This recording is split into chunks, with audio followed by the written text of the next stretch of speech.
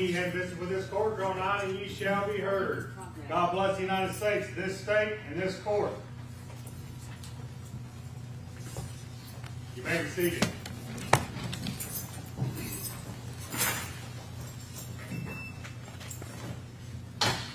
All right, good morning, everyone. Let me first address the media that are gathered here with us today. This phase of the trial is the punishment phase, but it's also the defense's opportunity to present evidence. I am advised by counsel for the defense that there are some witnesses who are going to testify that will include testimony regarding certain sexual abuse that was alleged to have occurred. Because of the nature of that testimony, I'm going to instruct the media that those witnesses will not be shown on camera, nor will their names be given out and the counsel is going to advise me when those witnesses are necessarily going to be brought into court to testify, and then we'll take those steps. It has nothing to do with anything other than protecting the rights of the individuals who are called to testify. Based upon those facts, then, is there anything before we bring the jury in? That's fine. You go ahead. I had advised counsel of one issue that I wanted them to confer with their client about before we began.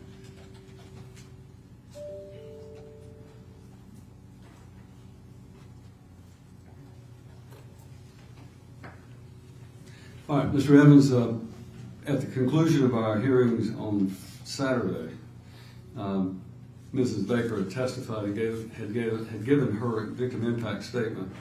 The court failed to question whether or not, or request you to advise us whether or not you wanted to ask her any questions on cross-examination. That was your right. Did you have any questions you wish to ask? We had no questions that we wished to ask, and we've spoken with Mr. Wiggins, and he agrees that there was no questions he would have wanted to ask of that witness. All right. No issue with the court not asking that question. All right, so that the record is clear then, Mr. Evans has conferred with the defendant. The defendant's waived any cross-examination of Mrs. Baker, who did appear as a sworn witness, and giving her victim impact statement so that we have that issue. In addition to that, I've been handed two questions by the juror that I will, regarding the victim impact statement, that I will, when they come in, I will address them on the record and give them my instructions about that. So, then we are ready to bring the jury in. We'll need the 4 jurors to be brought in. Well, I'm going to bring the 12 in first now that we reorder. One of the things we've done in order to ensure that there's trying to prevent any of the jurors being shown on camera is we've reconfigured how they're going to be sitting. They'll still be separated and kept separate for the alternates, but we're going to have them sitting further over so that they're not caught inadvertently on camera. Mr. Hopkins? Could we rearrange the podium for the... Yes.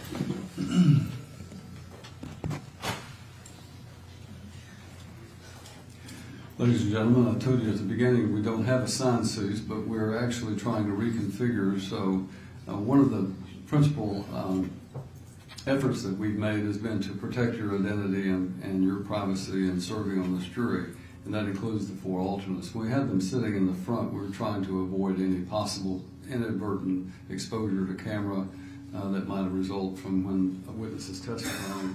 So to avoid that, we've moved their chairs and we're going to have them sitting over here. They'll still be separated and apart from you, and you won't be able to talk to them or discuss this case with them. And likewise, you're not to discuss with any of among yourselves anything that's taken place up to this point. So please reserve your discussions for the jury room and reserve it for the conclusion of the punishment phase and the final instructions and argument that you will receive.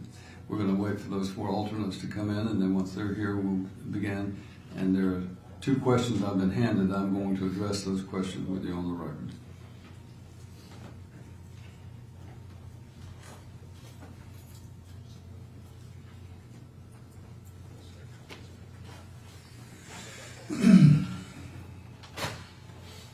All right, ladies and gentlemen, I appreciate the alternates and their patience and cooperation in doing what you've got to do in this case. Prior to the commencement of court this morning, I was handed 2 questions. Those questions are from the jury, and I will read those for the record. Procedural question. During the punishment phase of a trial, are there any parameters given to a person who will be giving a victim's impact statement? Anything that they can or cannot say in court? Are they limited to what they can say, how they say it, and to who? Second question is, if the victim impact statement was or is evidence, could the jury have a copy of it, a printed copy? Ladies and gentlemen, these proceedings are governed by a pretty strict set of rules, and I will tell you that you will be given instructions at the conclusion of the penalty phase in this case, and that will include instructions about the victim impact statement and how you're to consider it and what role it plays in your proceedings. And at this juncture, that's really all I can tell you. So the instructions will be how you are to consider, how you're to, what you're to do with the victim impact statement and so forth. But I can't go beyond that at this point. Everybody understand? All right. Then with that having been done, I believe we are ready for the defendant's proof, and defense may call your first witness. Your Honor, before we call our first witness, we had reserved an opening statement. That's correct. I'm sorry. I did, if you recall, allow the defense to reserve their opening statement for the beginning of their proof, and so I will now allow the defense to make that opening statement.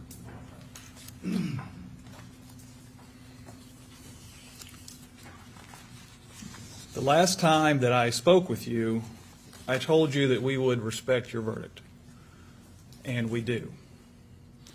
We also previously told you that the trial would not be a meaningless exercise. By your verdict, you have determined that Stephen Wiggins will never again be free.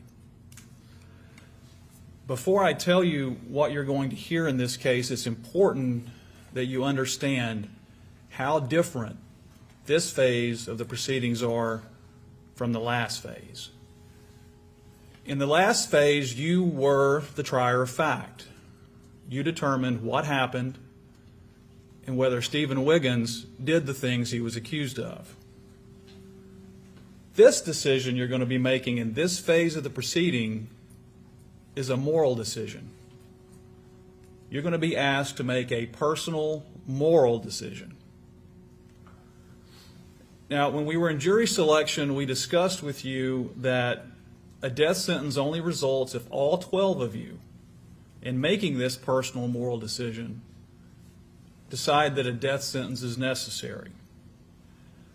But if one or more of you decides for your own personal reasons, after listening to all of the evidence, considering everything you've heard, hearing the arguments and the jury instructions the court just told you you're going to hear, that a life sentence without the possibility of parole is sufficient to punish Stephen Wiggins and protect the community, then there won't be a death sentence.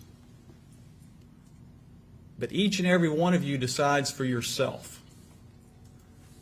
And because each and every one of you decides for yourself, and it's this personal moral decision, then the law never requires a death sentence. Now, this sentencing hearing is not simply going to be about the crime. It's going to be about Stephen Wiggins' life. If it were only about the crime, then his life story and these mitigating circumstances that you've heard so much about in jury selection, and that you all told the court that you would give meaningful consideration to, would be meaningless.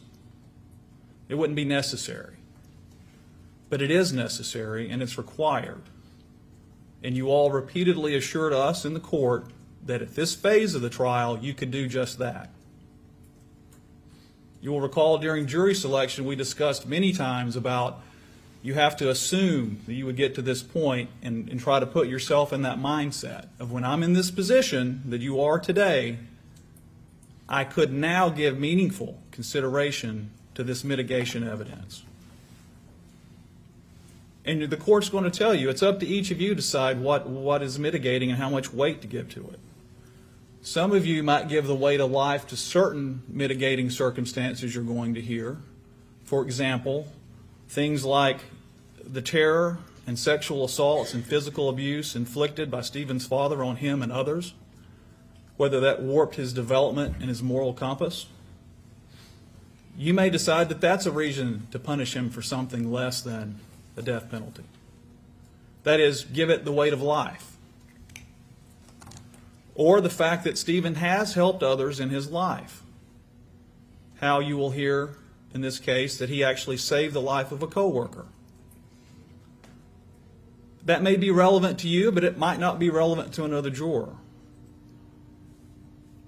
And you could give that the weight of life. But you have to remember, this isn't a counting exercise. This isn't you just count up all of these mitigating circumstances. There's no magic number you have to reach. A single mitigating factor, a single piece of mitigating evidence, could be the reason that you, in your individual moral judgment, decides to give that circumstance the weight of life.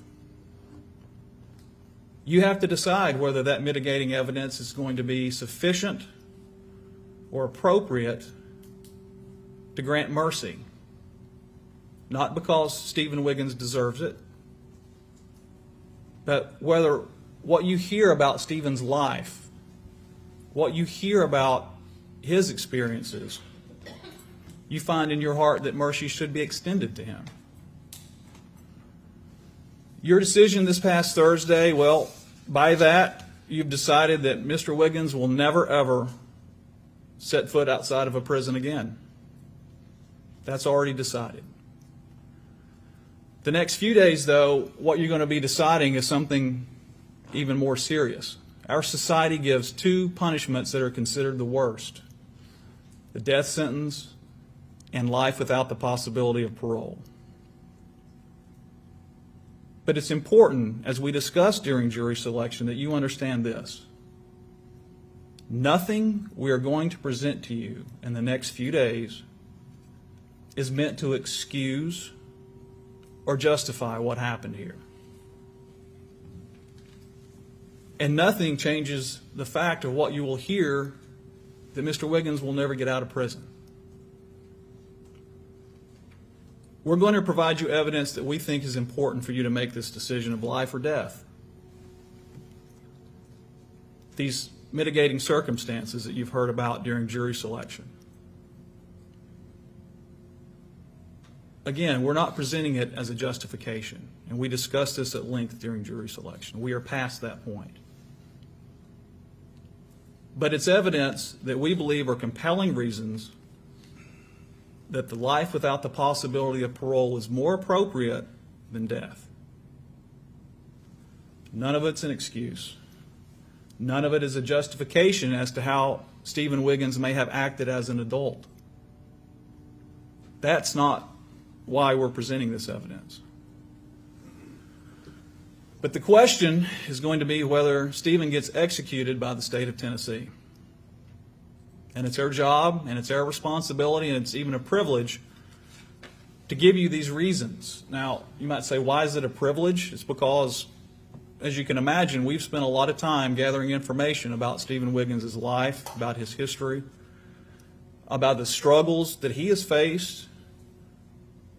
And we're going to present you those reasons now why you should not impose a death sentence. Again, not an excuse for what he did. These are mitigating circumstances that you have sworn to give meaningful consideration to. And now's that time.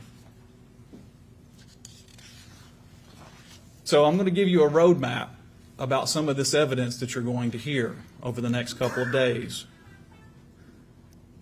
Each of you are going to listen to this yourself. You're going to hear the same evidence, you're going to hear the same arguments, and the same instructions from the court when we've completed our presentation to you. But again, you all have to come to your own individual conclusions on this. This is not,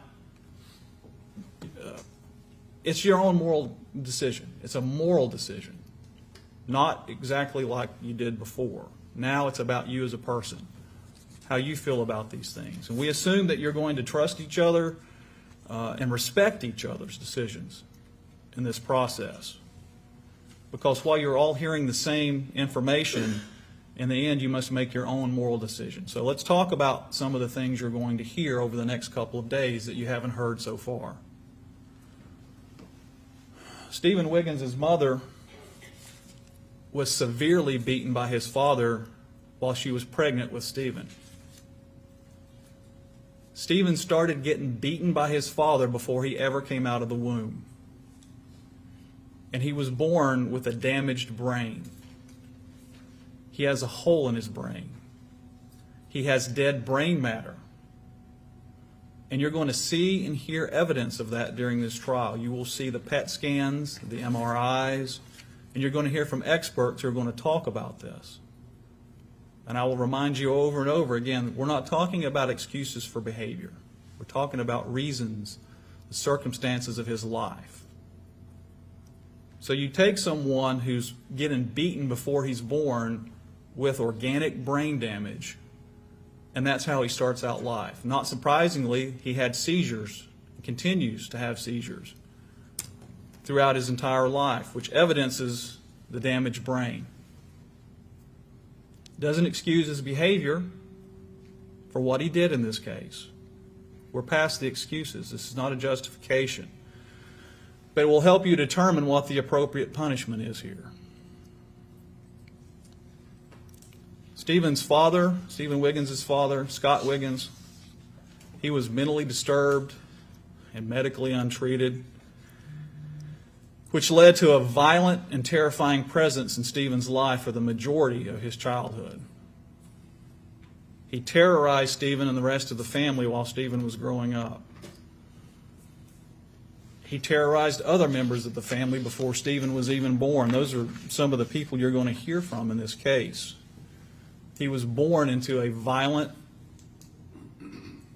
almost unspeakable environment with the organic brain damage on top of that. There was severe physical, sexual, and emotional abuse inflicted by Stephen's father. And again, not talking about excuses for behavior. These are things that you have to give meaningful consideration to in deciding what's appropriate here.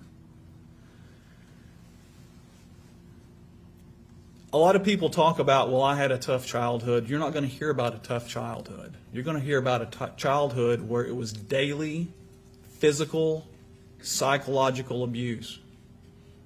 Beatings for no reason.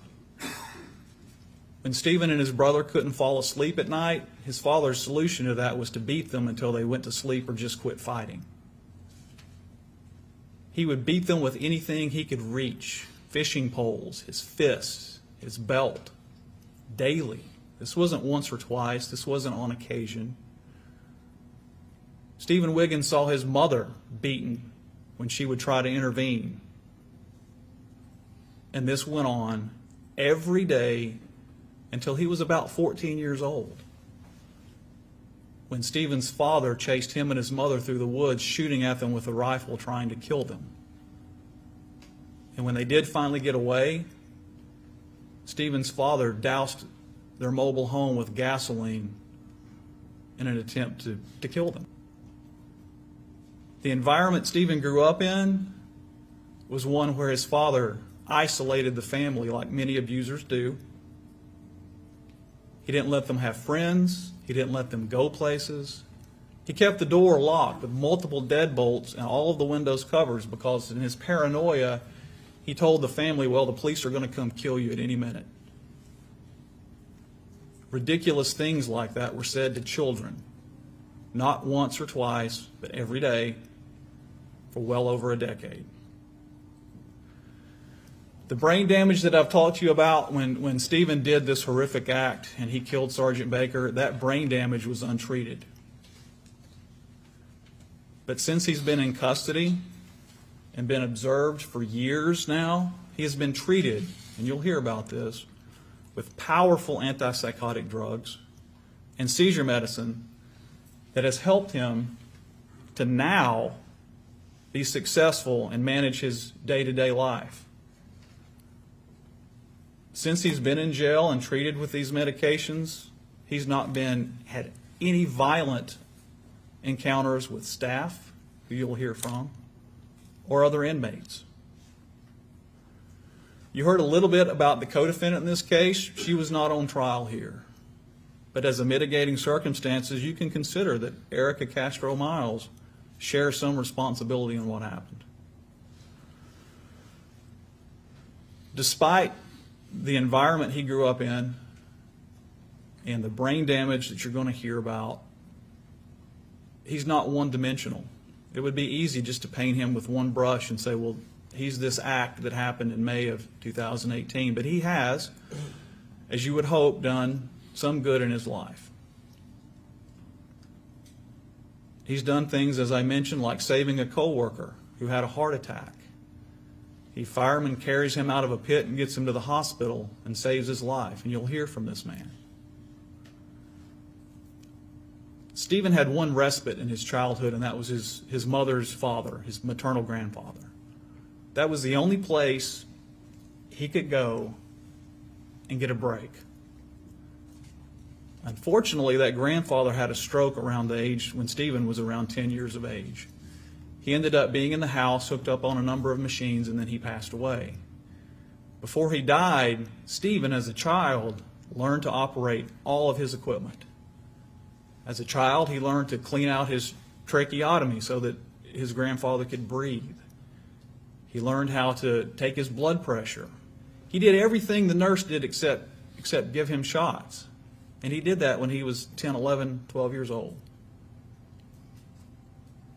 So he has done good things in his life, and you'll hear about those as well. Those don't excuse or justify what he did. It doesn't wipe away the terrible thing he did. But again, now we're talking about reasons that you would consider life. Stephen's mother, his aunt, his other family members, and most importantly, Stephen's son, Spencer, who's 10 years old, love him. And you will hear from some of those witnesses as well. Stephen has offered to plead guilty and receive a sentence of life without the possibility of parole. You will hear that. All the other factors you will hear as well in the next couple of days, such as his background, his life, his experiences, and anything else that arises from all of this evidence you're going to hear, it could encourage you, one or more of you, to extend mercy to him and vote for a sentence of life without the possibility of parole. Ever mindful that you're not looking for excuses or to justify what he did. We're past that now. And you've repeatedly promised us in the court that you would do just that. You would give meaningful consideration to this evidence, and I trust that you will. Because it's up to you to determine what's appropriate now. Whether he should spend the rest of his days in a concrete and steel box, around strangers, where he may one day die of natural causes, and whether that alone is sufficiently harsh, whether that's an appropriate sentence for him to die and under those circumstances. And you'll hear the court's instructions at the end after we present all of our mitigation evidence. And only if all 12 of you decide unanimously that a death sentence is appropriate, then that's what will happen. But if you don't, then you'll be asked to consider life without parole or release. So what I'm asking you today is that you give this evidence the meaningful consideration that you all swore that you would do. You said in your questionnaires you could. You told us in Knoxville that you would. And now is the time to do it. After you've heard all of that, we'll be asking you to vote in favor of life without the possibility of parole for Stephen Wiggins. And I'm thanking you now in advance, for I know the time and attention that it's going to take. And I appreciate your giving this the meaningful consideration that you're required now to do. Does the state wish to make any other statement? No. All right. Counsel, approach the bench, please.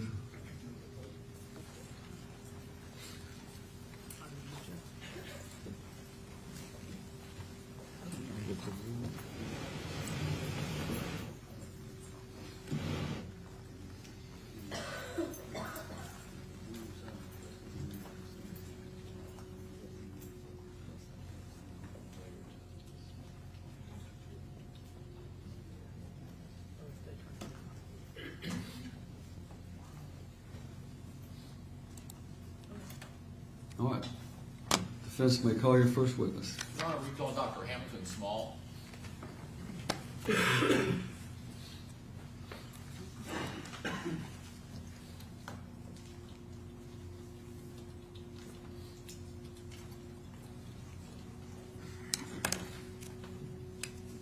Step right up, doctor, if you will, please. Follow where the bailiff shows you, and we're going to ask you to raise your right hand and be placed under oath. Do you solemnly swear affirm the testimony given in this case to be the truth, the whole truth, nothing but the truth, so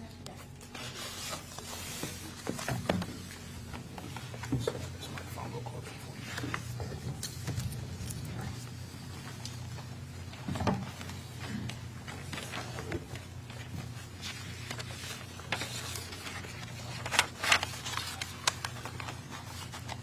Morning, Dr. Small. How are you today? Pretty good. Would you please state your name for the benefit of the jury? Arthur Hamilton Small. All right. And Can you spell your last name just so that our clerk, our court reporter makes sure that she gets it down? Small. It's just like it sounds. All right, thank you. Dr. Small, what do you do for a living? I'm a psychiatrist with the Middle Tennessee Mental Health Institute. And how long have you been employed at MTMHI? I've been employed there as a full-time psychiatrist since May of 2013, but I've been working there since 2004 as a what we call a medical officer of the day, where we admit people, where we evaluate people for admission to the state hospital. I'm going to pass you, Dr. Small, I'm going to pass you a copy of your CV. And do you recognize that to be your curriculum vitae? Yes, I do. And let's talk a little bit about your educational history. I attended the Medical College of Virginia for undergraduate, for my undergraduate degree, and also that's where I did my MD degree. I later went to, came here to Vanderbilt for my psychiatric training and residency, and that's where I graduated from. Okay. And after you graduated, where did you first go to be employed? After I graduated from Vanderbilt, I did a series of things. At that time, I opened my own practice. Subsequently, I worked at the VA, the Nashville VA, as a contract physician. And while working there, I would also go to the Murfreesboro VA also. During the same time, I would work, that's where I started working as the medical officer on duty for Middle Tennessee Mental Health Institute. And what are your duties as the medical officer on duty at MTMHI? As a medical officer on duty, we evaluate patients to determine whether they meet criteria for hospitalization. There are a few criteria that they have to display. One, they're either suicidal, homicidal, psychotic, or they're unable to take care of themselves. Understood. Your Honor, at this time I would move in Dr. Small's CV as the next number exhibit. All right, Mark is the next exhibit, which would be exhibit 256. 256. And I would ask that it be tendered as an expert in psychiatric medicine. State has no objection, and he will be tendered as a witness and qualified as an expert witness in the field of psychiatry. Thank you, Your Honor. And were you on duty at MTMHI around June 4th, 2018? Yeah. And you were talking about earlier, when as part of what your job responsibilities are there is assessing, kind of triaging people that come into MTMHI in distress. Is that a fair statement? That is correct. All right. And what are you looking for? Like I said before, what we're looking for is for patients who meet criteria for hospitalization. One, they're either psychotic. Two, they're suicidal or homicidal. Three, they're unable to take care of themselves. Loosely interpreted, the patient is either an imminent danger to themselves or to others. Okay. And I'm going to hand you records that you and I went over earlier. Do you recognize those records? Yes, I do. And what are those records? This is what we call a certificate of need for to determine whether a patient meets criteria for hospitalization and for involuntary admission to the hospital. All right. And how do you typically see those certificates of need? They're usually done by doctors or members of the mental health community who evaluate the patient that presents to either the hospital or who's been evaluated by mobile crisis. Once those professionals make the decision that they believe the patient is suitable for hospitalization, they refer them to our hospital. And once they refer to our hospital, the psychiatrist takes a look at them, and the patient is, the patient comes to the hospital for a second certificate of need to determine involuntary hospitalization. Okay. And this particular certificate of need, who was the referring physician? The referring physician was Dr. Lindsay Evans Mitchell, the psychiatrist from the Davidson County Correctional Institute. Okay. And who was the patient that she was referring? The patient was Stephen J. Wiggins. And what's the date on the certificate of The need? date on it is June the 4th, 2018. Okay. And a little further down on the page under section C, there's some, what's the purpose of that subsection of the certificate of need? This provides evidence for the basis of hospitalization. Question 1 usually talks about the patient's psychiatric condition, not condition, but whether they've had a psychiatric diagnosis before or they've been treated for a psychiatric problem before. Under question 2, what they look for is the immediate circumstances that the patient is presenting with. Question 3 talks about whether treatment for the patient will help in alleviating the condition. And under question 4, what they look for is whether there's any less restrictive alternative that the patient has. Okay. Now, let's go back to question 1. Okay. And you described kind of what question 1 was asking. Was there a response, a typed-in response to or an answer to question 1? Question 1 says, there's a reported history of behaviors clinically indicative of a psychiatric disorder. The second statement is, inmate stated, I'm hurting so bad, and tearful, rocking back and forth when asked if suicidal. And the third reason is, there's a history of a suicide attempt in January of 2018 and multiple prior attempts in the past. Okay. And question number 2, and again, this question, as I understood it from you, is whether the person poses an immediate, substantial likelihood of serious harm Right. due to the mental illness. Is that correct? That's correct. And what was the Dr. Mitchell's response, or excuse me, Dr. Evans Mitchell's response to that question? It says, deterioration due to mental illness to the point of inability to care for self at significant risk to health.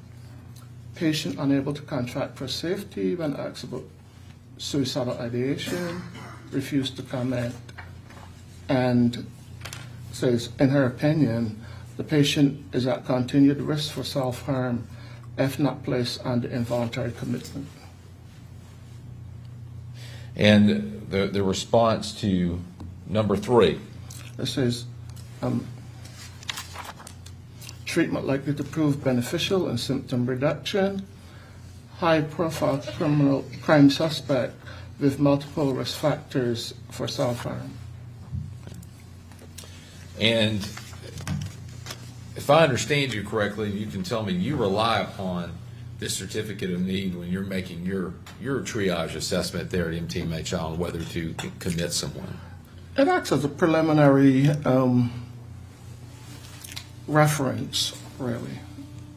Because what we do is we make our own decisions based on our evaluation of the patient. This is usually, and the first one is criteria that they would meet hospitalization, but for a patient to be hospitalized, they need a second certificate of need to be involuntarily committed to our hospital. At other hospitals, a lot of times they'll use this one, the patient will be able to sign involuntary. But what you're reviewing here is to determine whether someone would be compelled to stay for psychiatric treatment, correct? Yeah, if there's a second certificate of need signed. So what do you do next? So you review this certificate of need to kind of give you the roadmap of what's happened up to the point where the patient sees you.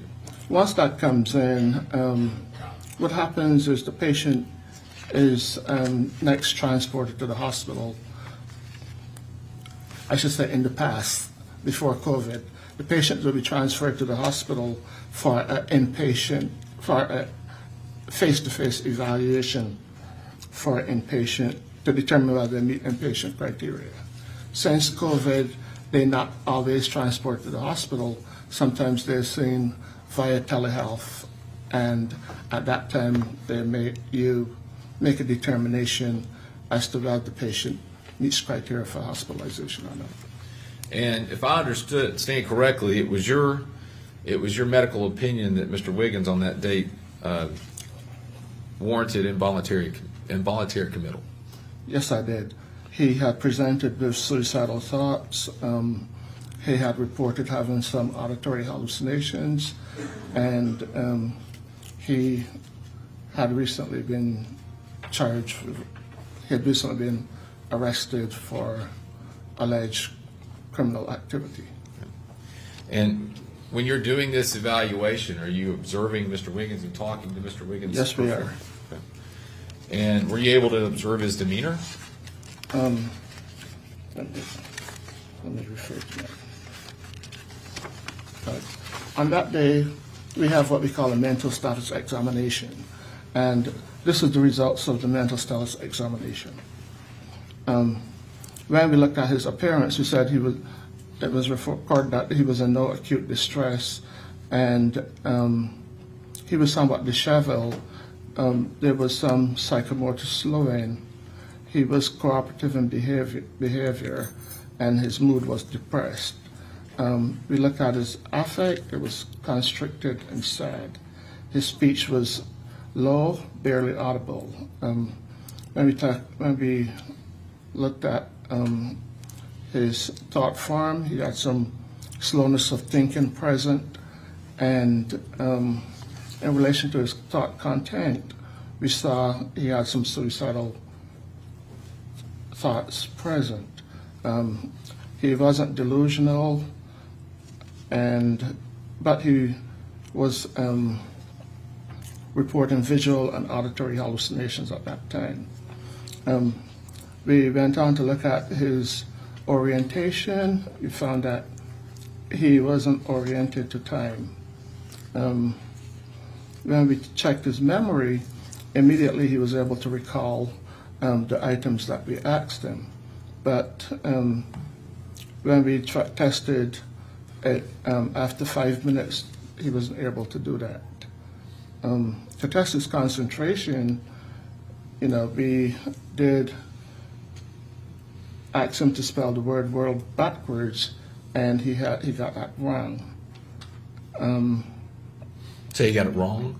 Yeah, I mean that's not unusual. That's not unusual. It's not unusual for some people to get it wrong. We looked also at his ability to reason, and we thought it was cognitively intact. They had asked him to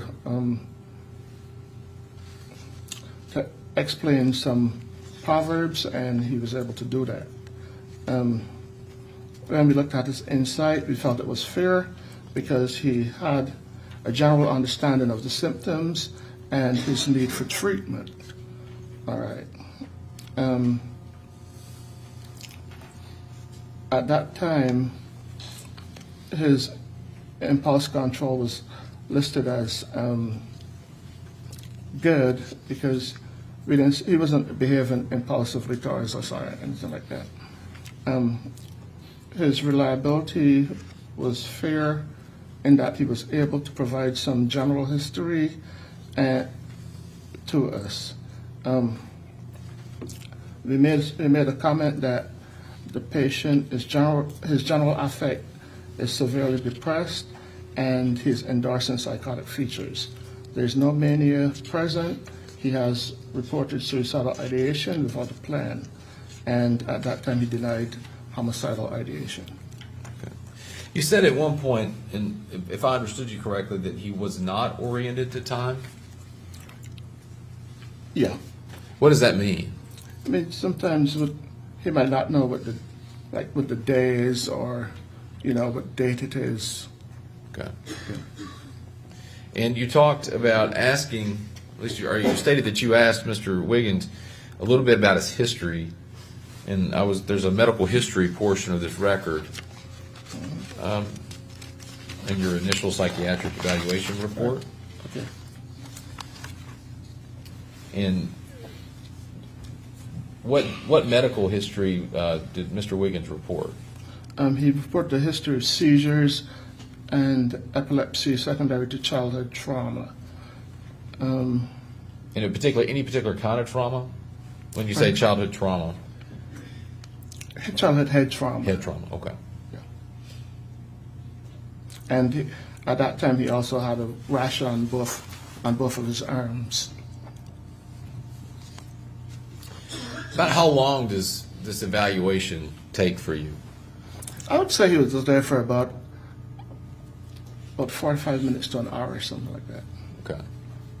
And from your perspective, at some point, you're making the call whether or not he goes in for involuntary committal or he's sent back to wherever he came from, correct? That's correct. And if I understood you, your opinion was that he needed to be committed. That's correct. Was that based on the fear that he was suicidal, that he would harm himself? I mean, he was meeting criteria for hospitalization, not only suicidal, but he had endorsed some auditory hallucinations, and also what we know is he had a period of multiple prior suicide attempts. So given that history, we felt it was prudent to hospitalize him. Now, in the records you have before you, I see a document here that says rationale for non-admission. Right. So if it was your medical opinion that he be committed on that date, why would there necessarily need to be a rationale for non-admission? The reason that came about is after we had finished evaluating him, and had made the decision to hospitalize him, we learned from the transporting officers that they were not going to be able to release the patient into the custody of MTMHI, given, yeah. And if specifically, I think this is your writing here, it says law enforcement refused to, and what's that word? Refused to, I'm not sure which.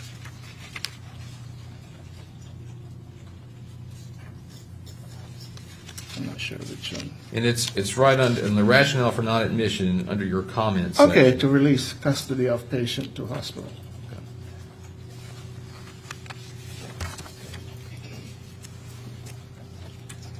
And based on that, it looks like you said the patient was returned to the jail. Yes, Davidson County Jail.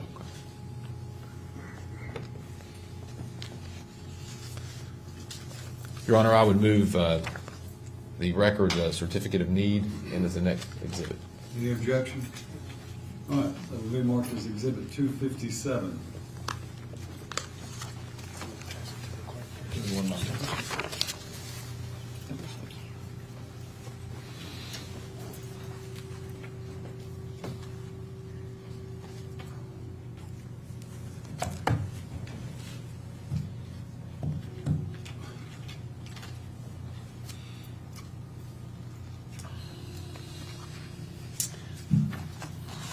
Is it fair to say that the involuntarily commit someone is a pretty serious step for a physician? Usually yeah. And so, I mean, you're not recommending involuntary committal for someone unless you have a genuine belief based on all of your expertise that they are a harm to themselves. Yes, that's correct. Thank you. Those are my questions, Your Honor. Any cross? Thank you, doctor. You may step down and we'll release you from your subpoena. You may go about your business. Thanks. Defense may call your next witness. May we approach, Your Honor? You may.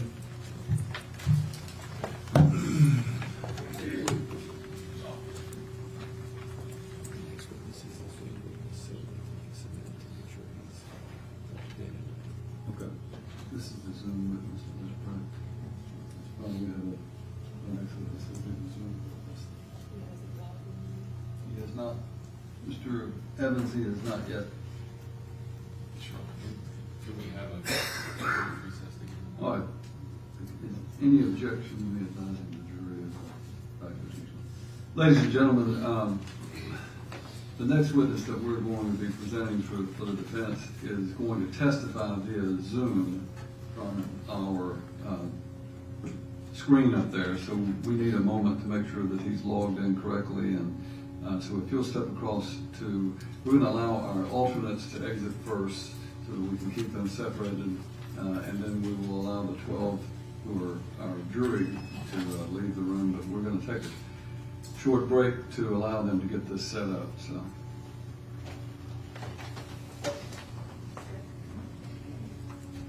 This is Dr. Bigler, is that correct? Yes, Your Honor.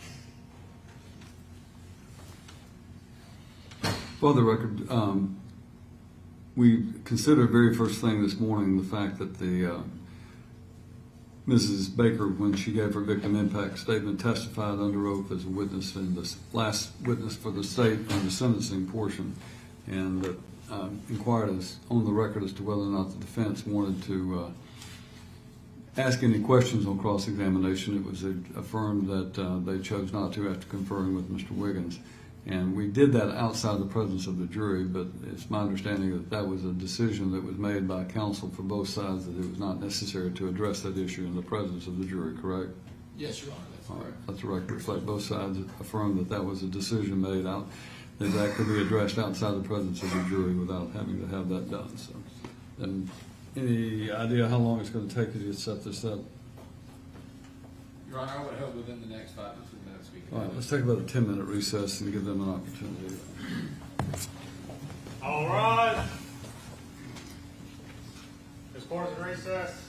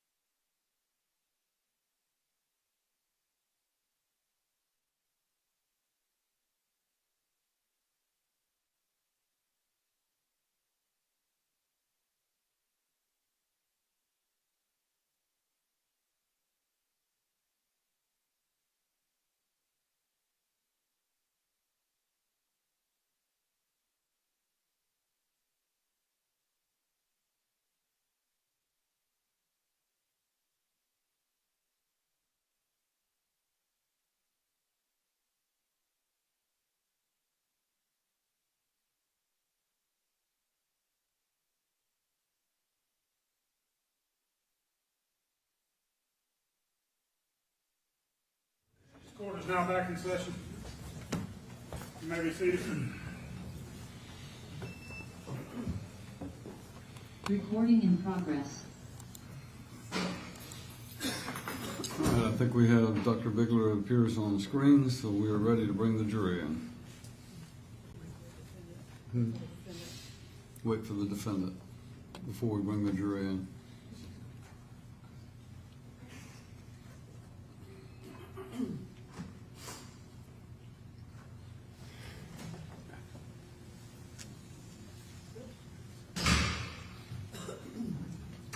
All right, now we're ready for the jury.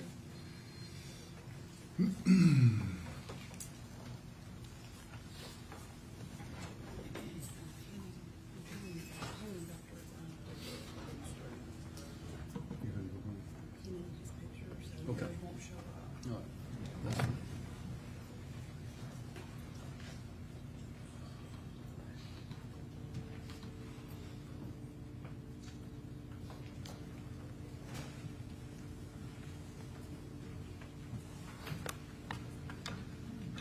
I'm gonna text Pam and let her know what that is.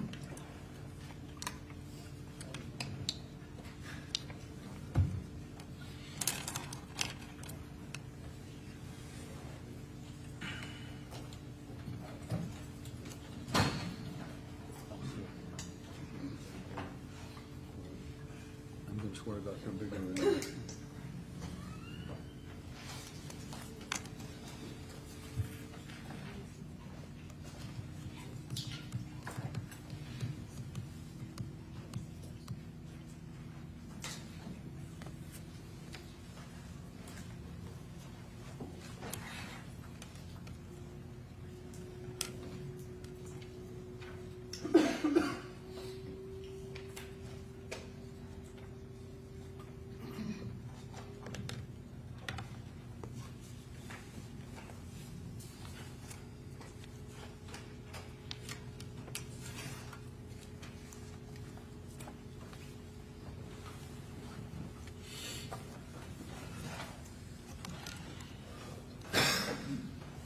All right, Mr.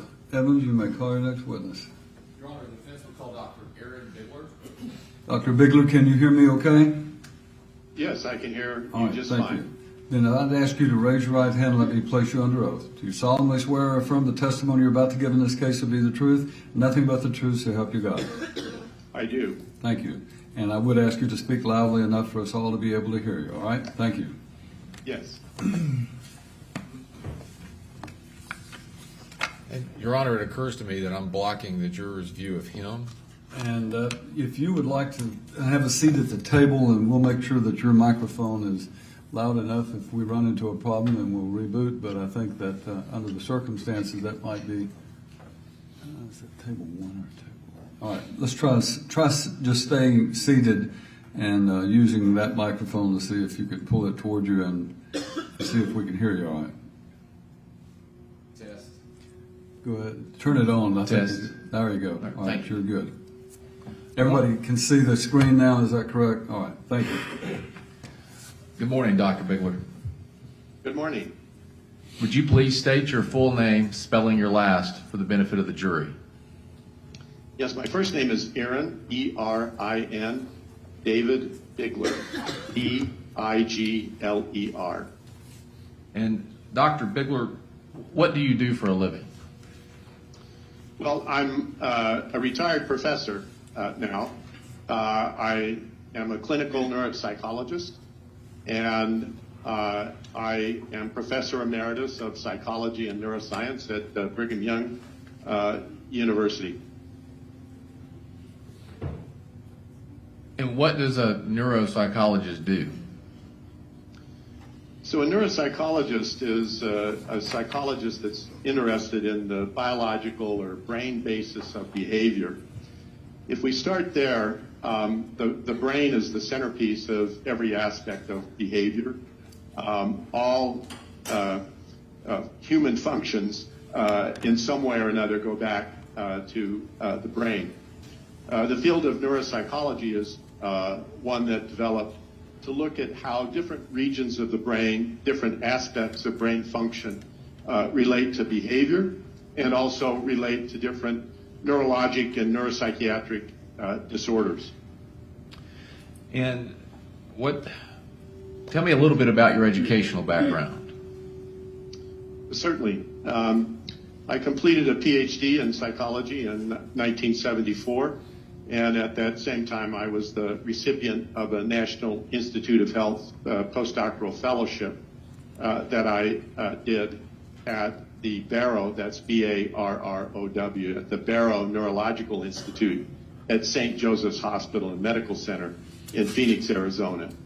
I was there for the next 3 years, and upon completing my postdoctoral training, I started my academic career as an assistant professor at the University of Texas at Austin, and also was asked to develop the first neuropsychological assessment laboratory for the Texas, what was then called the Texas Department of Mental Health and Mental Retardation at Austin State Hospital.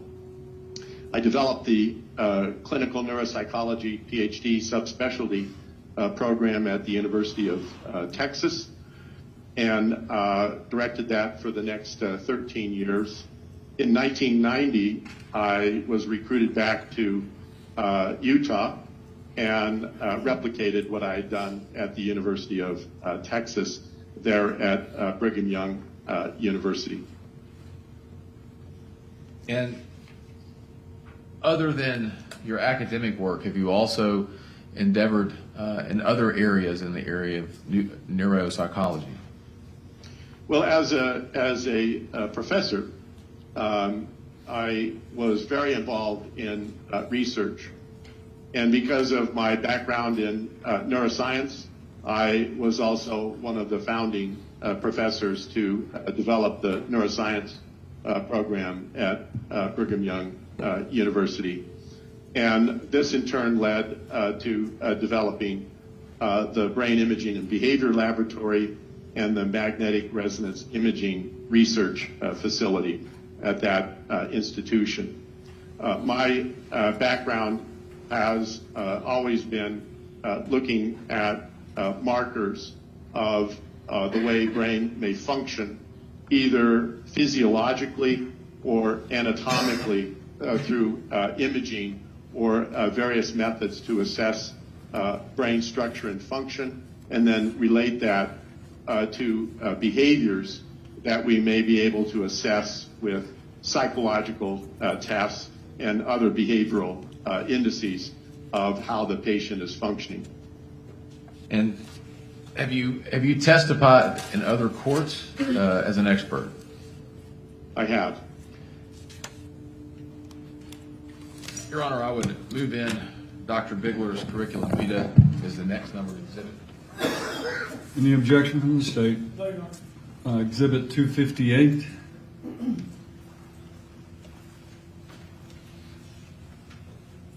In Your Honor, I would tender Dr. Bigler as an expert in neuroimaging and neuropsychology. No objection. All right, he'll be qualified as that type of an expert. Your Honor, or excuse me, Dr. Bigler, did you perform an evaluation in regard to Mr. Stephen Wiggins at my request? Of the imaging, that is correct. All right. So what type of evaluation did you perform regarding Mr. Wiggins? I reviewed the magnetic resonance imaging, the computed tomography, and positron emission tomography imaging studies that were performed on Mr. Wiggins. So you're going to have to tell me what all those things are, because I have no idea. Well, magnetic resonance imaging is our imaging tool that gives us a view of the brain that literally mimics what you would see at postmortem. In fact, in graduate school now, we teach brain anatomy mostly using magnetic resonance imaging because it so nicely approximates the overall appearance of the brain. Positron emission tomography is another imaging tool but it's looking at the uptake of a radio tracer.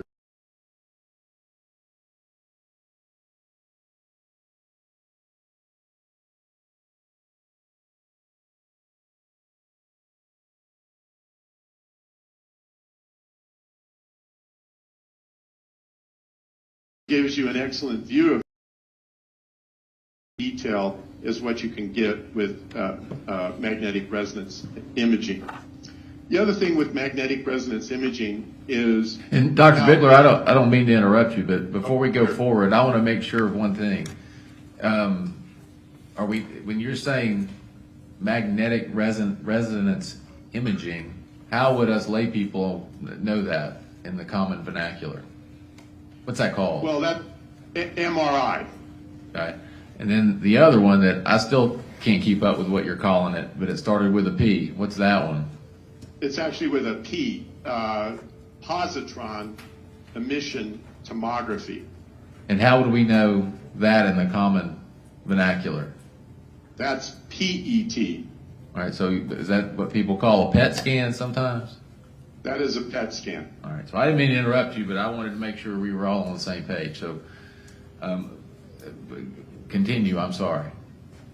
So what magnetic resonance imaging allows now is a quantitative analysis. With the aid of sophisticated computer technology, that image can be subjected to analyses that separates out certain regions of the brain, identifies them, and computes their volume, their size, or their shape, and compares it to a normative database. What this means then is that you're not just looking at a brain and saying this brain is appearing to be normal in appearance, but you can also compare it to a normative sample. And this has helped us immensely in neuropsychology because it's allowed us to relate different areas of the brain quantitatively to different aspects of behavior and cognitive ability and emotional functioning in individuals. And as it relates to your evaluation in this case, did you come to any conclusions in regard to Mr. Wiggins? Yeah. Now, I did not personally examine him. I only examined the imaging data. But we subjected it to clinical review as well as quantitative analysis. And I have run several of those analyses and have a PowerPoint that I could show. And please do, Dr. Bigler. Explain to the jury what steps you took in relation to Mr. Wiggins. And before you display the PowerPoint, I do want to ask you, did you complete a report in this case? Yes, I did. And do you have a copy of that report? I can pull up a copy of that report, yes. And with your PowerPoint, if you could, without pulling up a copy of your report at this time, go ahead and explain for the jury what steps you took in relation to Mr. Wiggins and your findings related to your review of the imaging. Sure. So we'll need to screen share here. And so hopefully this, whoops, we don't want to start with that one.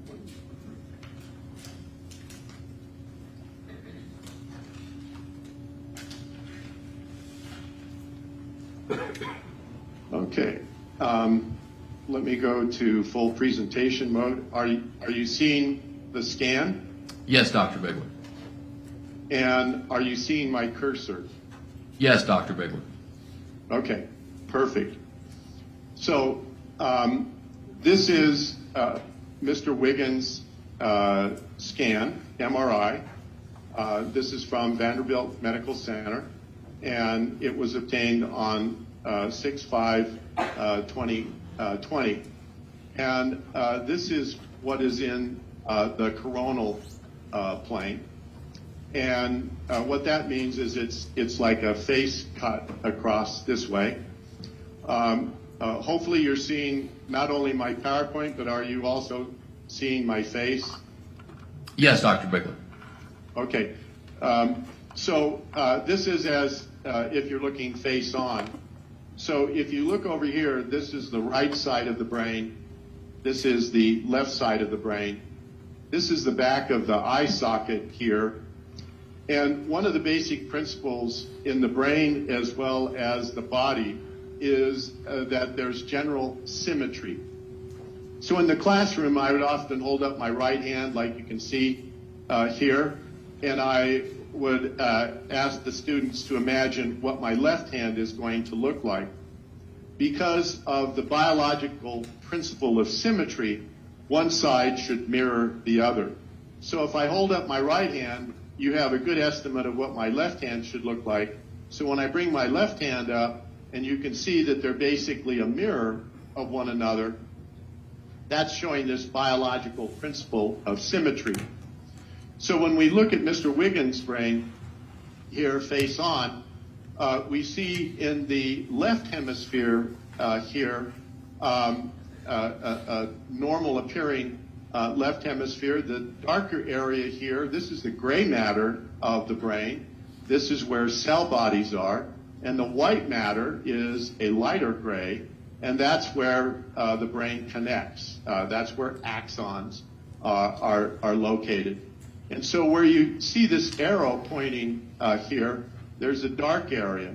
So you don't see it in the left frontal, you see it in the right frontal. And that's some type of a defect in the brain. There's an abnormality that's here. This part of the anterior aspect of the frontal lobe, and I'm going to hold up a brain model. So this is a brain model here. It's casted from an actual healthy adult. But if I hold this like so, you can see that the frontal part of the brain indents down.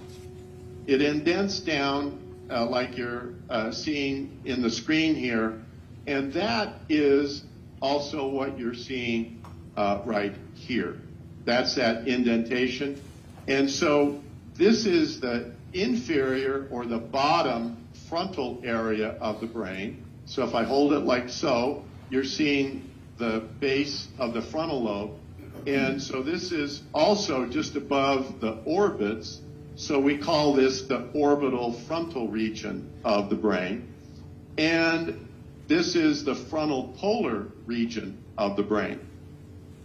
So these areas are important for a number of reasons, especially in regard to emotional control and regulation. And so if we progress through the PowerPoint, this is a different slide. So if we go back up here, this is image 30, and this is image 35. So we see this at multiple areas of Mr. Wiggins' frontal area of the brain. Dr. Bigler, when we're talking about this abnormality, I mean, if I'm understanding you correctly, or tell me if I'm understanding you correctly, each side of the brain should mirror the other, correct? Correct.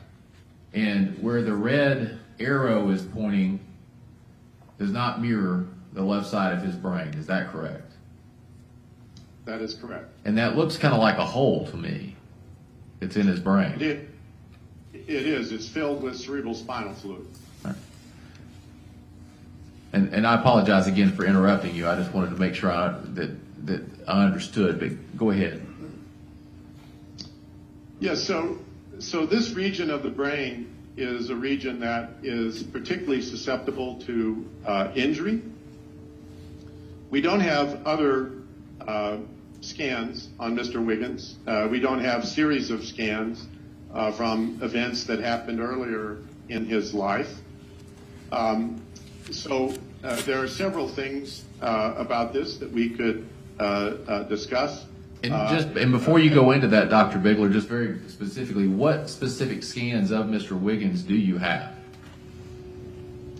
We have the magnetic resonance scans that we're looking at here. There's a whole series of them. And we have the PET scan, the positron emission tomography scans. Those are the scans that I have. And when were those done, the scans? In 2020. And I apologize, go ahead. What does the abnormality from the perspective of your scans tell us about Mr. Wiggins' brain? Well, in review of the records that I have, both from the prosecution side as well as the defense side, there's indication of head trauma that's occurred in Mr. Wiggins. And this is an area that's susceptible to injury from trauma. But I have also seen in the records of Dr. Karen, the neurologist who examined him, that there is physical asymmetry in the face and in the upper extremities, with the left arm being shorter. Well, this is the right hemisphere, and the presence of body asymmetry has implications for brain development abnormalities, including in utero abnormalities. So we have a number of factors here that would have to be taken into consideration trying to understand what this may actually represent. And just so what does the fact that his arms may not be symmetrical with one another, how his body formed, have to do with a brain abnormality? Well, that is typically a indication of some kind of early developmental error. Now, it's also my understanding in reviewing the records that he has a seizure onset that begins around age 14. There are many disorders associated with seizures that also are reflective of early error in brain development.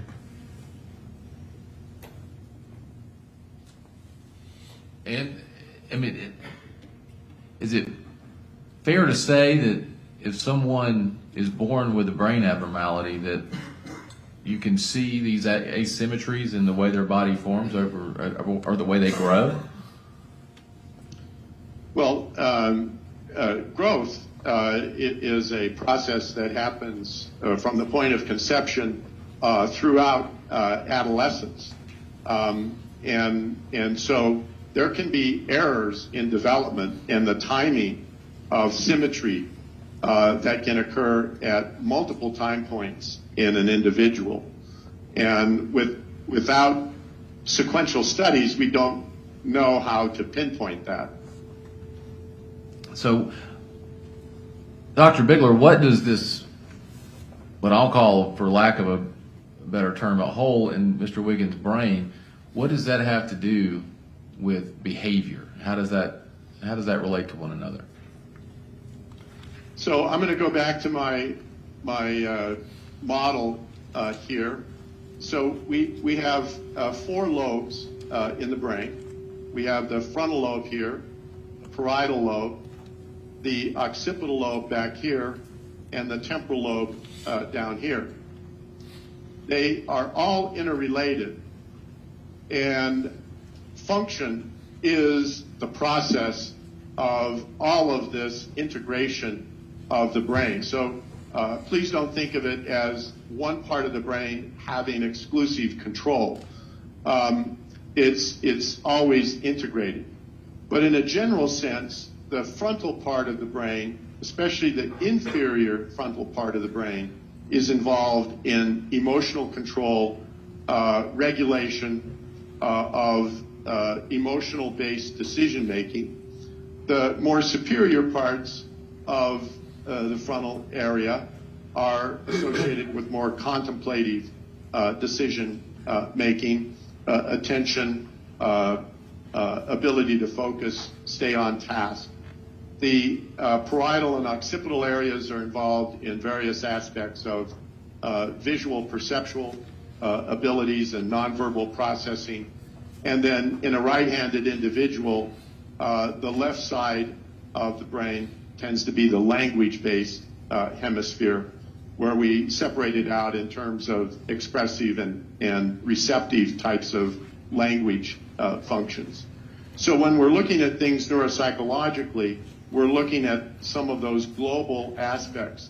But it's so important to realize that it's really the networks in the brain that we're looking at, how those networks connect. And it's the connections that are so important in regulating behavior. And would an abnormality like the one you see in the slide affect the brain's ability to effectively network, as you call it? In my opinion, yes, but it's also important to look at the totality of factors that can be observed, not just one area of the brain, but other factors that show up in his imaging, and how to understand all of that in terms of the entirety of brain function. And you mentioned some other factors that show up in his imaging. What are those? Well, you asked me to sort of parallel my report. This arrow here is pointing to a brain structure called the corpus callosum, which is involved in integrating information throughout the brain, especially important in terms of processing speed, which I'll discuss a little bit later. There's also this little separation that you see right here, and that too is something that can be just a simple developmental anomaly that is inconsequential, but it's also something associated with head trauma.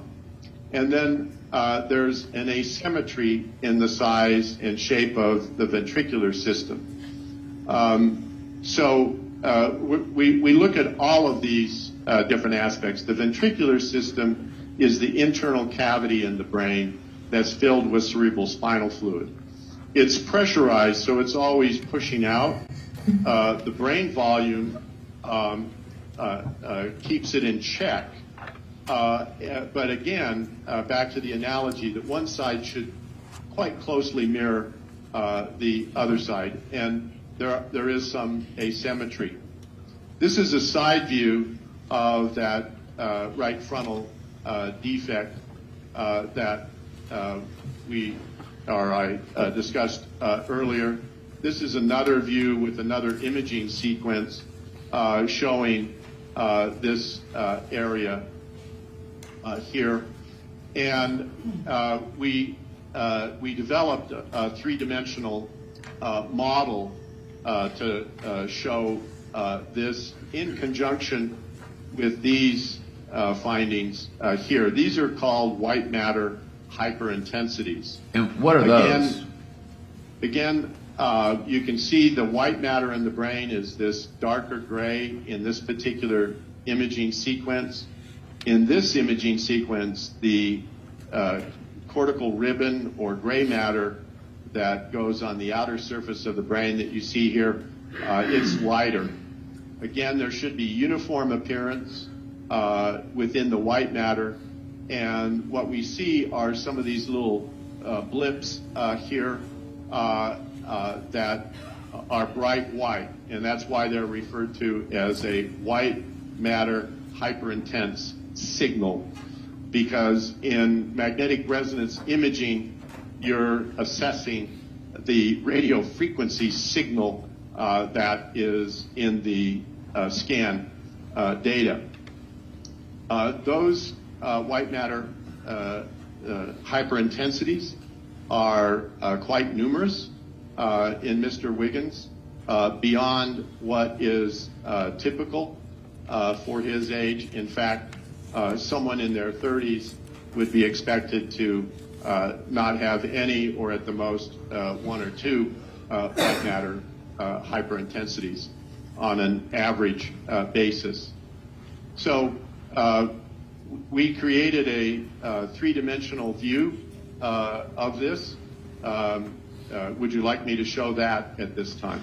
I would, Dr. Bigler, but right before you go into the three-dimensional view, again, for me to understand it, these white matter hyperintensities,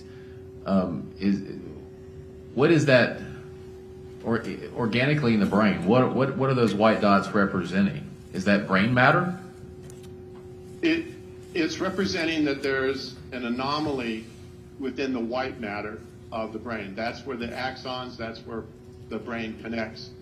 The clinical significance of this is that there is a higher frequency of white matter hyperintense signal abnormalities that occur in neurologic and neuropsychiatric disorders. It also occurs with a higher frequency in individuals that have a history of epilepsy. So there are multiple factors that occur. It is something also associated with substance abuse.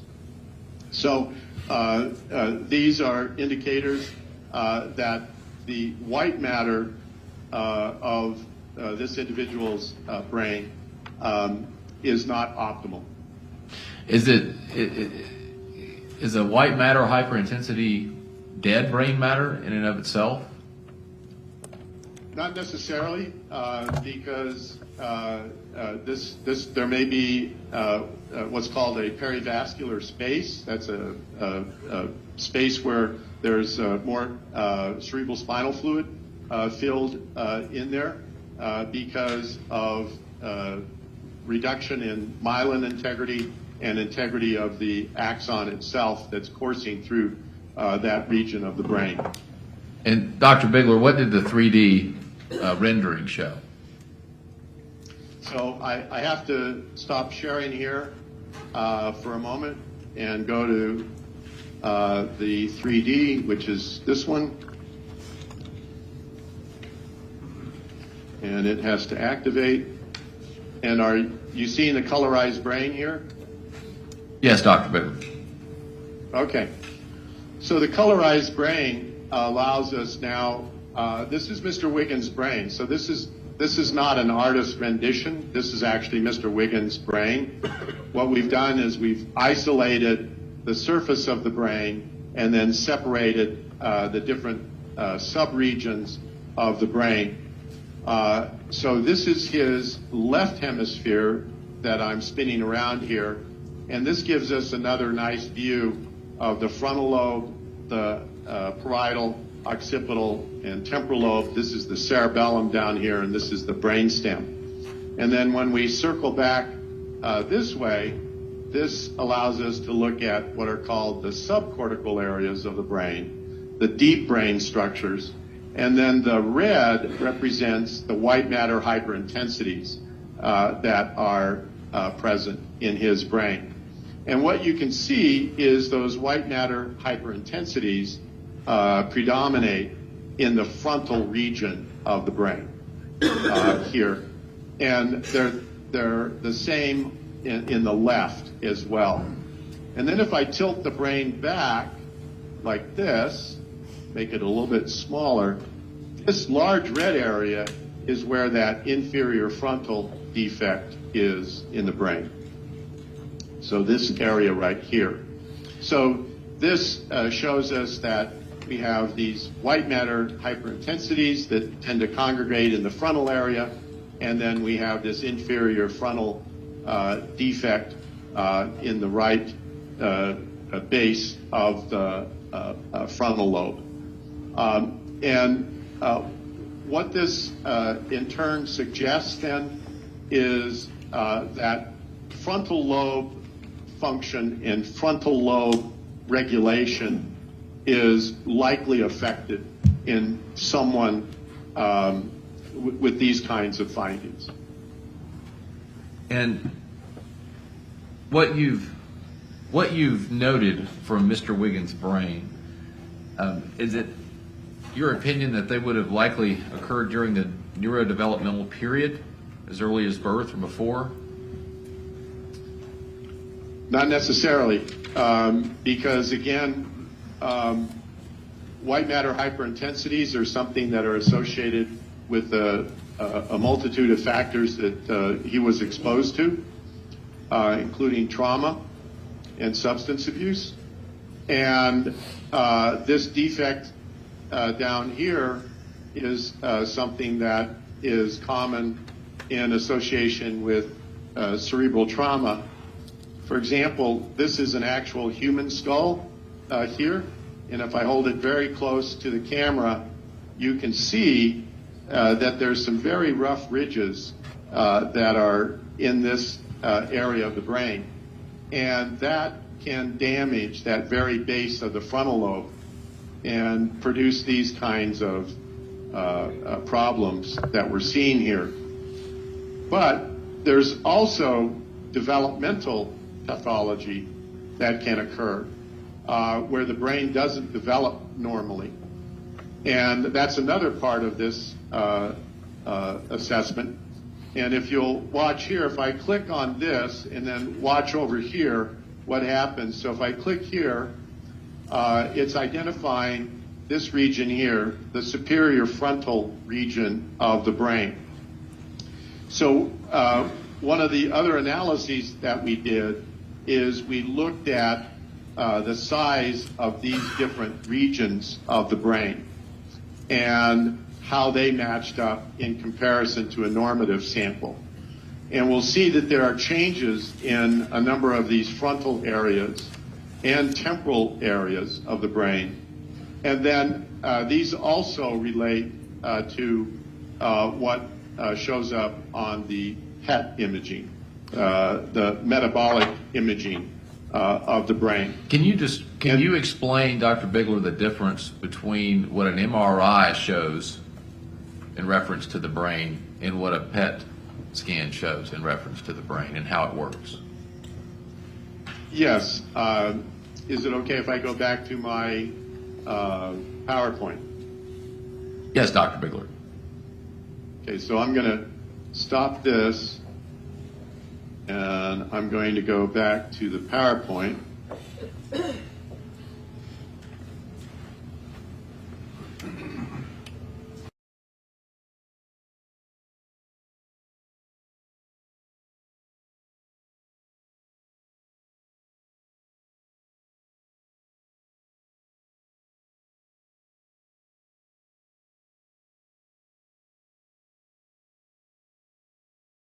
Here, they're colorized. The imaging that I was just showing, and now it's comparing to a normative database. And what it's showing here is these areas that are in red are substantially reduced. And like I clicked on and showed that superior frontal region, that's this region right here in the brain, it's reduced in Mr. Wiggins on his quantitative image analysis. So now there will be another expert, and that is Dr. Newberg, who will be talking about the PET imaging. So what you see on the screen right now, where my cursor is, that's the MRI, and a very different image appears with the PET scan. Here is the PET scan. Because what you're looking at with the PET scan is the uptake of glucose in the brain. So all brain cells, you have 300 billion brain cells, all of them have to have a continuous supply of glucose. The brain cells have no capacity to store energy, so they're constantly using that energy. And what the PET scan does is it highlights areas in the brain and their uptake, and it compares that to a normative sample. So you can see the MRI gives you this beautiful detail. Dr. Bigler, I hate to interrupt you. We're not able to see the image your cursor's on because of the drop-down menu for the other screen views. I wonder. Oh, okay. So in that right corner. Oh, I see. Okay, can you see the cursor now? No. Huh. But you can see the PET scan? No, no, Dr. Bigler. Your Honor, Oh, is it possible? okay, let me go back. When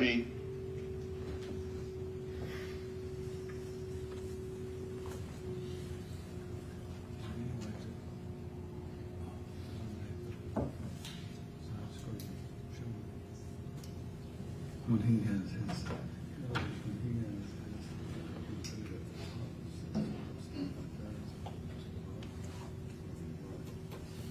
We'll see if we can reconfigure.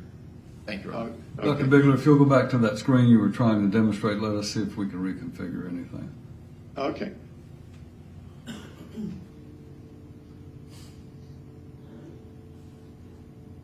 All right, I need to pull up my.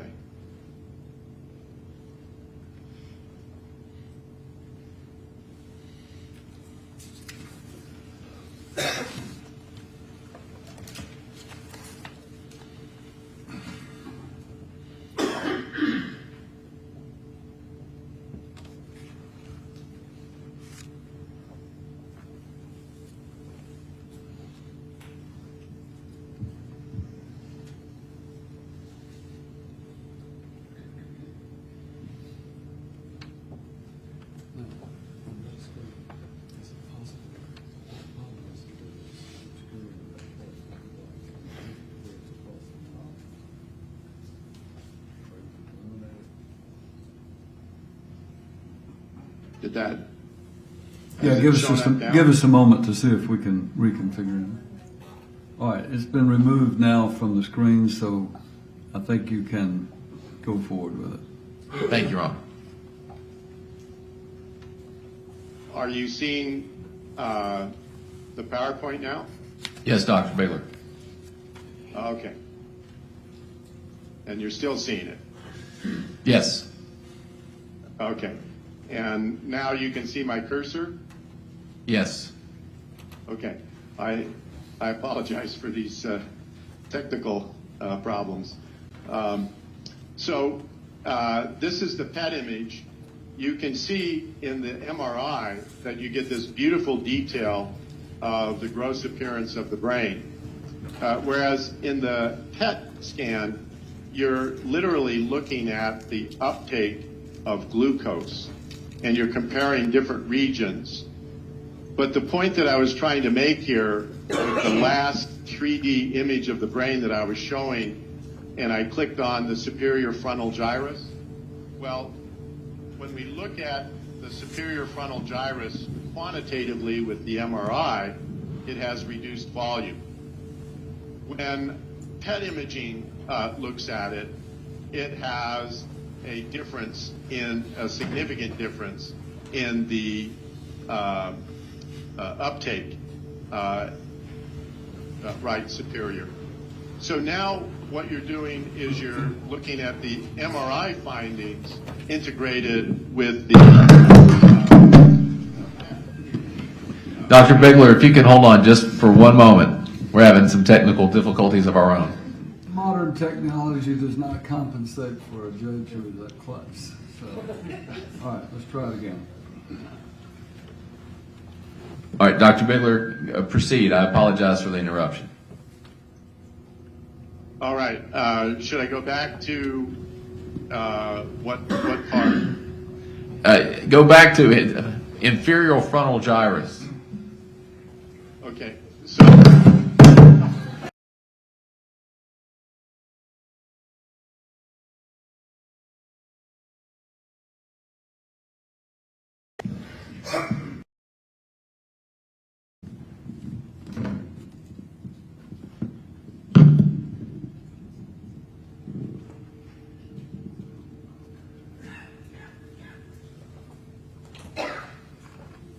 All right, Dr. Bigler, I apologize for the interruption once again, but if you could starting off regarding the inferior frontal gyrus.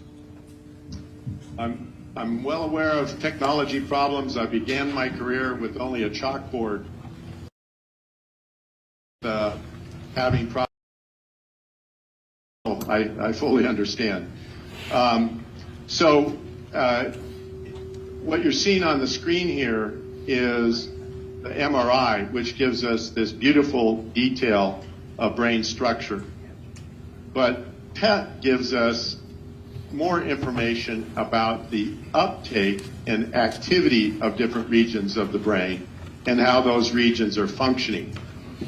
And then we can go back and relate areas of findings on MRI with areas of findings on PET imaging, and then relate that back to clinical observations and findings. And for example, Dr. Karen's observations on her physical exam and the nature of the seizures that he's having, and the right hemisphere aspect of that suggesting abnormalities in these regions. So we have this clinical correlation that's telling us that things are not normal in Mr. Wiggins' brain. And do the PET and the MRI corroborate one another? To a certain extent, they're looking at different aspects of the imaging. One is structural imaging, the other is functional imaging. But then you also take it another step and integrate that with the neuropsychological testing, like Dr. Watson has done, and the overall clinical picture of the individual.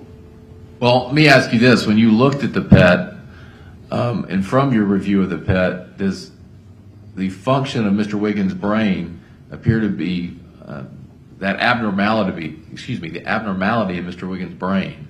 Does it show up in the same areas on the PET scan? Yes, many of those areas overlap. That is correct. Now, and I should have asked you this earlier, and in light of all the technical difficulties, you had originally intended to be here live. Isn't that right? That is correct. And you ultimately are here by Zoom. Can you explain for the jury why you're not here personally? Yes. My wife of 50 years is disabled, and she has multiple medical problems. This last year she had a stroke and a heart attack, and she has what's called interstitial lung disease. So she's at great risk for COVID. We're fully vaccinated. Had things been under control and we didn't have the Delta variant, I would have traveled. But this is way too risky, in my view. And I have asthma. So those two factors made it such that I did not feel comfortable traveling. Thank you, Dr. Bigler. And I want to get back to your slides. I think you have a slide coming up that talks about the networking and global functions of the brain. And I was hoping maybe you could talk to the jury a little bit about that with the assistance of that slide. Yeah. So actually, the next, before we get to that, the other part that should be discussed are the adverse childhood experiences and how that influences the brain, because that in turn relates to networks. And how is it that, from your perspective, that childhood maltreatment on brain structure, how does it affect brain structure? So the brain is considered to be a experience-dependent developmental organ. that takes 25 years, maybe even longer, to develop. So, has this very long span of development, and during that development, there is what is referred to as a size-function relationship. And as brain imaging became more sophisticated in its ability to analyze and to study, individuals started to examine maltreatment in childhood and adverse childhood experiences, from poor nutrition to physical and verbal abuse, etc., and doing these types of quantitative analyses. And what this research has shown is that there are certain regions of the brain that are affected. And as seen in this particular slide here, associated with various forms of abuse, the frontal region of the brain is particularly susceptible to changes, including the areas of the brain where we see changes in Mr. Wiggins.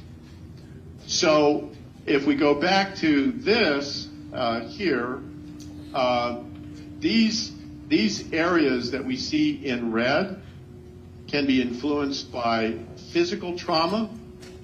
They can also be influenced by adverse events, and they can be influenced by health practices of the individual and substance abuse.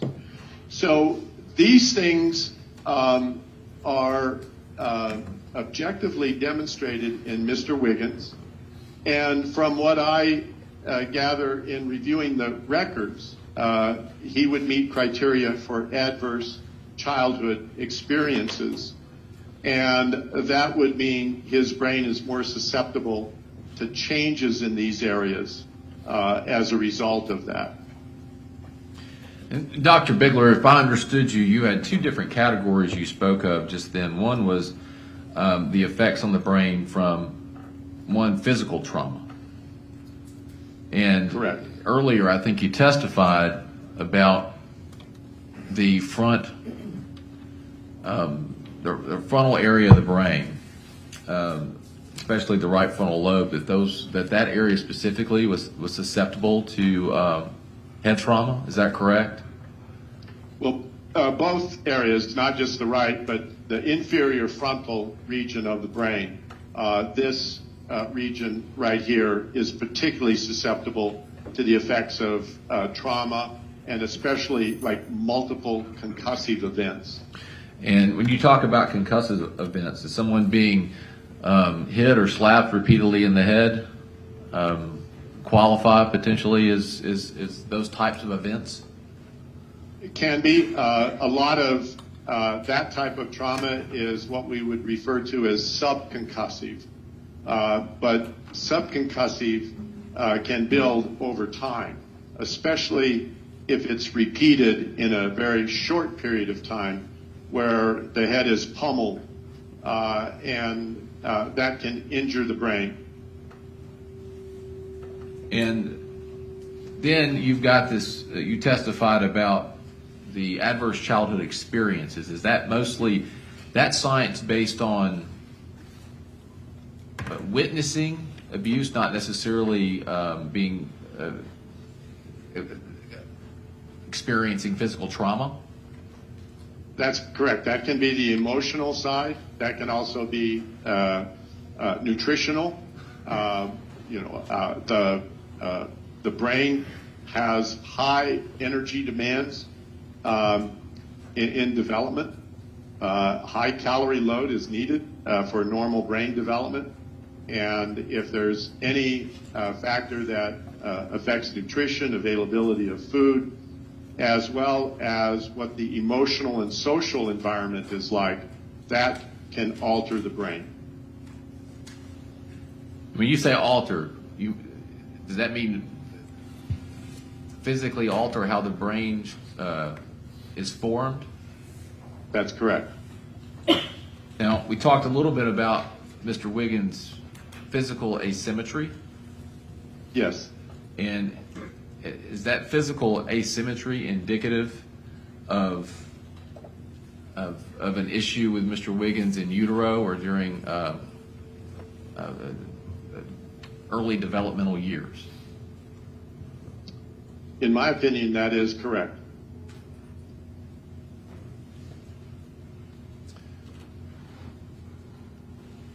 Now, we talked a little bit about the abnormality, what I've been calling a hole. I think you call it a lesion or an abnormality, but in the right frontal lobe of Mr. Wiggins. We've also talked about these white matter hyperintensities. How does this all come together? When you're trying to evaluate what you would expect out of someone's behavior who had these types of abnormalities in their brain, how does this all come together? Well, this would be the appropriate time to discuss brain networks, which is this slide right here. And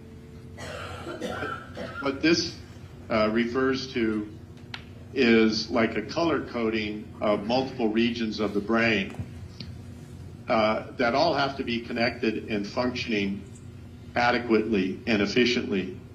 Notice up here at the top that decoding 100 trillion messages is what our brain is doing at any one time. It's an incredibly complex system. It has to be integrated. It has to be connected. It has to have certain regulatory and control centers. If regions of the brain are affected, and it diminishes the functioning of these complex networks. And the more findings that you have in a scan that suggests that it's deviating from normal, the greater the likelihood is that there will be some level of network dysfunction in that individual, and it will relate to their neurologic and neuropsychiatric problems. And how so? Well, for example, if there's frontal lobe dysfunction, if you look here,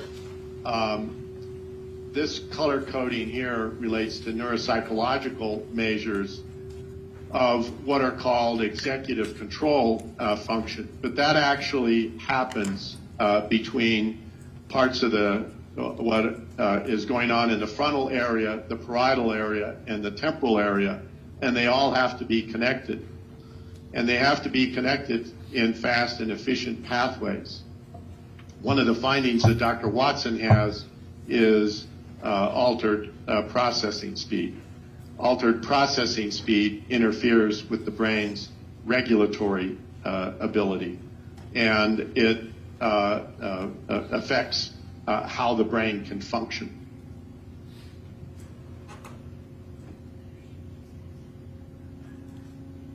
Now, if you take someone with a brain like we've discussed, when you looked at Mr. Wiggins' brain specifically, with the right frontal abnormality, or hole as I've been calling it, if they were also exposed to childhood abuse, would that worsen their brain function or their brain problems? In my opinion, it would, and it would also relate to the clinical presentation of the individual at that point in time. And I mean, how does someone with this type of brain, that, like Mr. Wiggins, with the types of problems we discussed, how does that affect how he functions in the world? Well, when we see these kinds of problems, they occur in individuals that are more likely to have impulse control and emotional dysregulation, problems with attention and ability to stay on task and be focused. Those are common associations with these type of problems.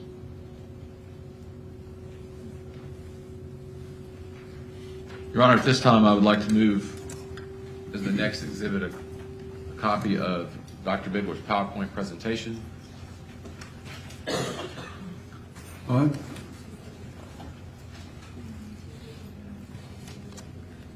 Is it 259? Exhibit 259. Your Honor, is the Dr. Bigler's report dated July 7th as the next exhibit. All right, that would be 260.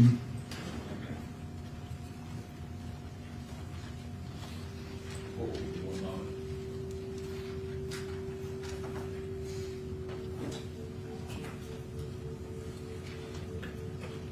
It was 259. Your Honor, those are my questions. State have questions? Yes, Your Honor. Good morning, Dr. Bigler. Good morning. My name is Ray Crouch. I'm the district attorney representing the state of Tennessee in this case. Yes. I just have a few follow-up questions for you. To clarify, you did not examine the defendant? That is correct. I did not see him, interview him. I've only reviewed the imaging files and the reports of different consultants, both prosecution and defense. You've never had any personal interaction with the defendant? No, And so you are relying upon scans that were provided to you by someone else? correct. And you didn't actually conduct any of the imaging yourself? No. Thank you. Do you know when the imaging was conducted? Yes. And when was that? Well, the MRI, I'll need to pull up my file here. Okay. The MRI was done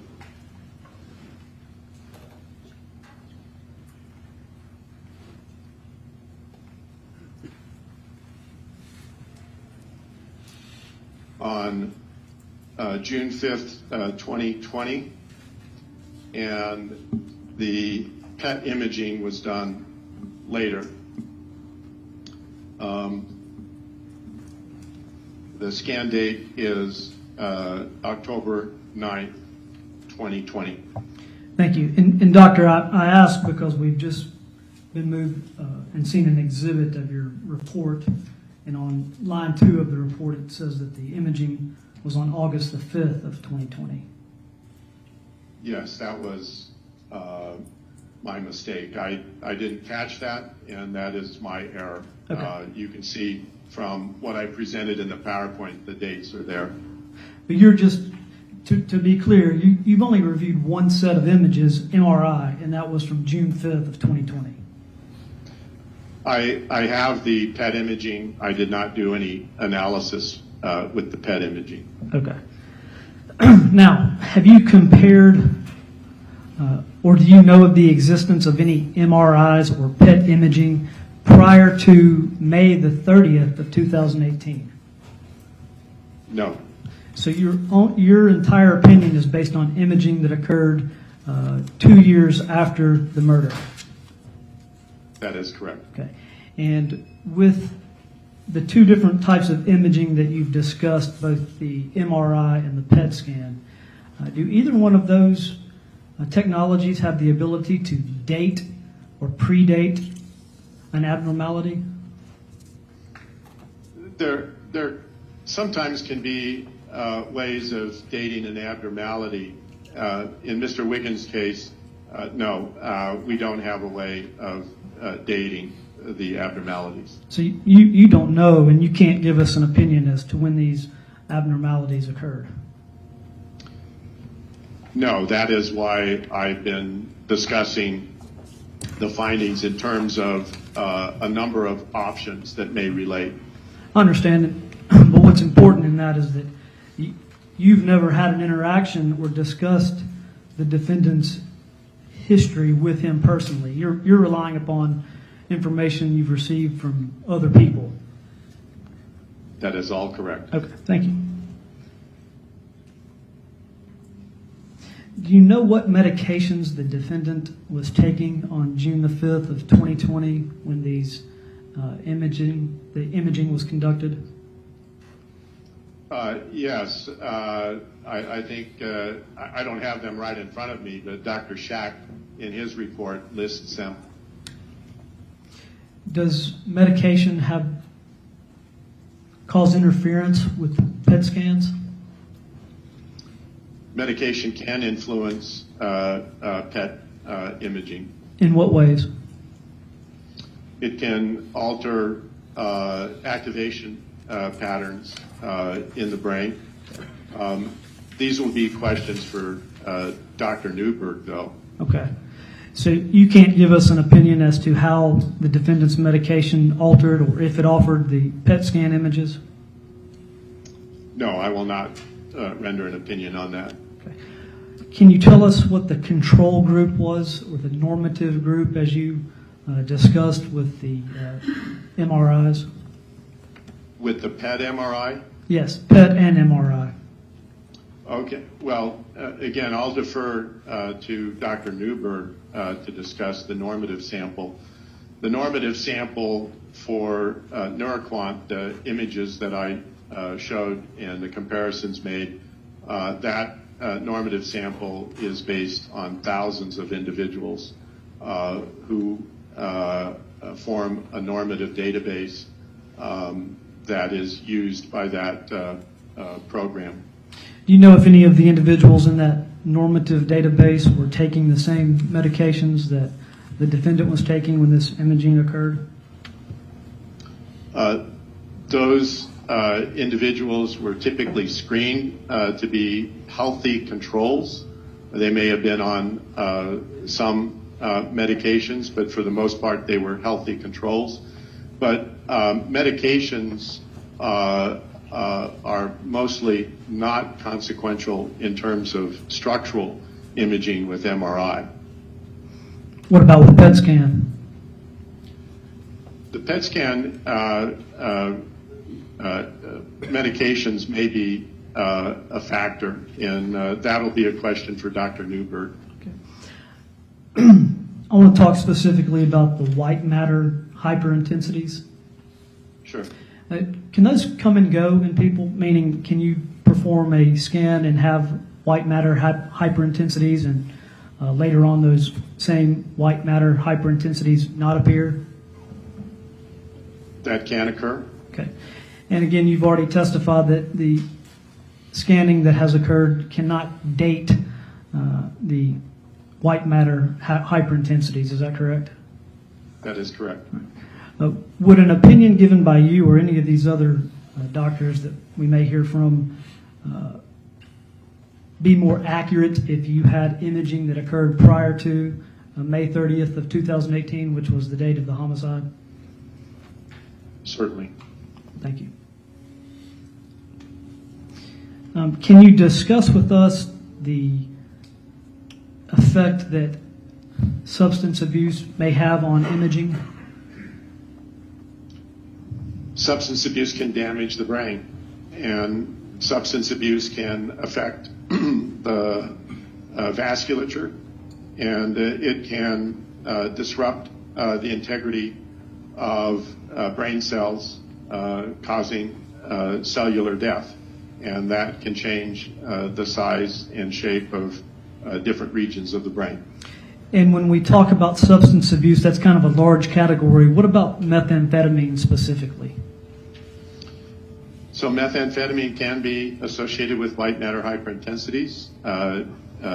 White matter hyperintensities get related to vascular changes, and stimulant abuse can affect the cardiovascular system, which in turn may affect the vasculature in the brain and result in higher frequency of white matter hyperintensities. Thank you. Also, Dr. Bigler, you state in the report that your findings are non-specific. What does that mean? Well, I think the line of questioning that you've brought so far, where we don't have prior scans, and we don't have the kind of sequential information to answer what these abnormalities represent in their fullness. We certainly have enough, in my opinion, to indicate that there is underlying brain pathology in Mr. Wiggins. We don't have all of the information that we need to understand the etiology. Some of the findings that you have highlighted in the defendant could also be found in people that don't commit homicides. That's correct. Thank you. I'll pass the witness. Redirect. Yes, Your Honor. So, Dr. Bigler, say you can't date, to give a specific date of when these either the lesion in the right frontal lobe of Mr. Wiggins' brain occurred, correct? That's correct. Let's take that first, though. But would you expect, based on your expertise, would you expect to see the physical asymmetries that are found in Mr. Wiggins based on Dr. Kieran's neurological examination? Would you expect to see those in someone who had a normal functioning brain in utero and through childhood? No, not at all. In fact, I think that's a clear indication that something was amiss in brain development. And then, again, in the clinical history, all of the references to problems that he had with emotional control early on, and then the seizure onset in early adolescence. In my view, those are hard findings indicating that the brain was not functioning normally. And not functioning normally through childhood, correct? That is through childhood. That is correct. And is there clinical significance based on your findings to the fact that the white matter hyperintensities are congregated in the same area where the lesion is?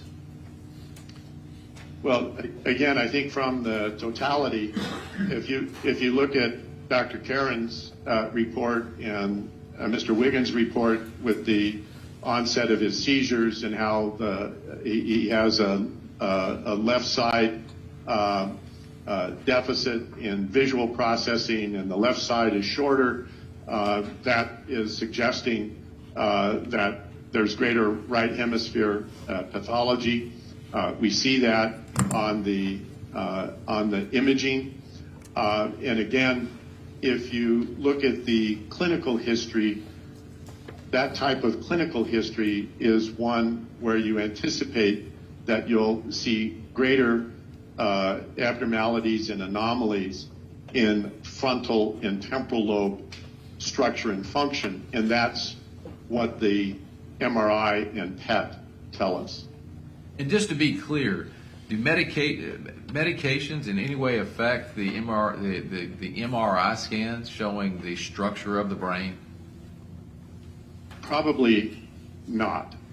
The structure is something that's more constant and less affected by transient medication effects. And based on your review of that MRI scan, do you have any doubt whatsoever, in your professional opinion, that Mr. Wiggins has something like a hole or a lesion in his right frontal lobe? In the inferior right frontal area, that's true.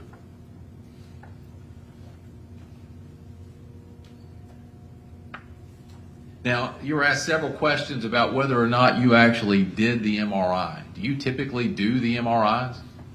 The actual scan themselves? No, the actual scan is usually done by a technician. All right. So that wouldn't be something you would do in the normal course of evaluating any MRI scan, would it? That's correct.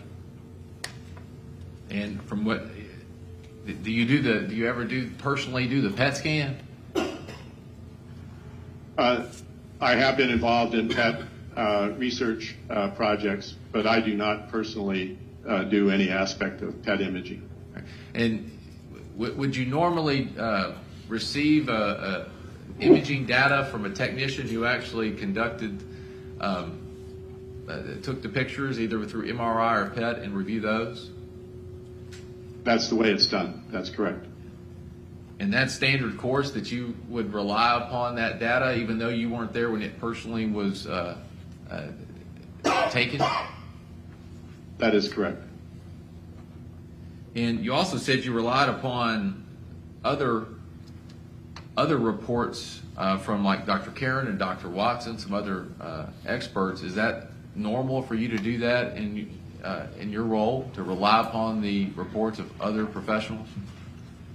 That's correct. As I have said a couple of times in my testimony, there's this process that's referred to as clinical correlation. And clinical correlation means taking in the history and then the various test results, the conclusion of other experts, and attempting to integrate that information. And you typically, in your field of expertise, deliver opinions based on review of MRIs and reports from other experts. You typically make those types of opinions based on that type of information? Yes, all the time. And is there anything in your expertise, in your field of expertise specifically, that prevents you from rendering opinions based on your review of the neuroimaging in a case, based on the fact that you simply have never met the person whose scan you're reviewing? No, I'm not making a diagnosis.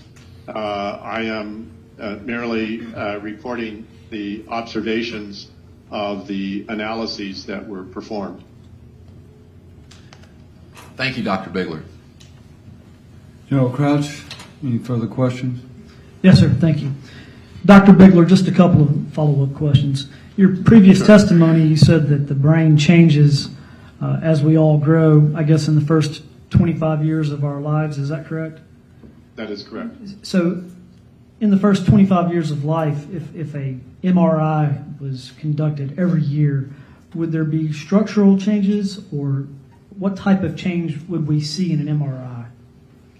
Yes, in fact, I know my Vita was introduced.